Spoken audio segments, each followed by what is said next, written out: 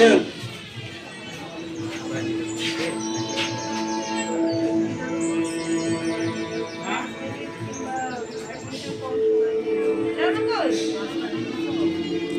আমার নাম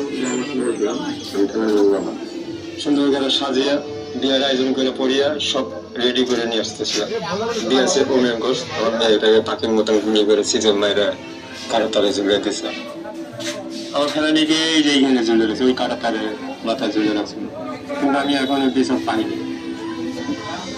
বিচার পাবো কি? আমাদের দেশের সরকার উল্টে তাদের পক্ষে কথা বলছিল, যেহেতু আমাদের বাংলাদেশের সরকার ছিল আওয়ামী লীগ, শেখ হাসিনা, তাদের ভারত পক্ষ হয়ে কথা বলছে। আমরা ওরকম সরকার চাই না। আমরা চাই এরকম সরকার যে আমাদের পক্ষ হয়ে কথা বলে, যে কোনো দেশে চাওয়া সহজ করতে পারে। আসেন, সামনে নির্বাচন, ভোট দিয়ে আমাদের ক্ষমতা বলে দেবে। এই নির্বাচনে কেউ জিতবে? আমাদের বাংলাদেশ, এটা আমাদের দেশের সাথে আমাদের দেশের সাথে আমাদের দেশের সাথে আমাদের দেশের সাথে আমাদের দেশের সাথে আমাদের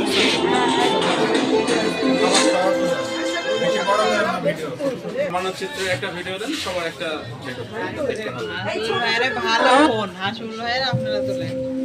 আওয়ামী লীগ যতবার ক্ষমতা এসেছে জনগণের ভোটেই এসেছে, তার বাইরে কখনো ক্ষমতা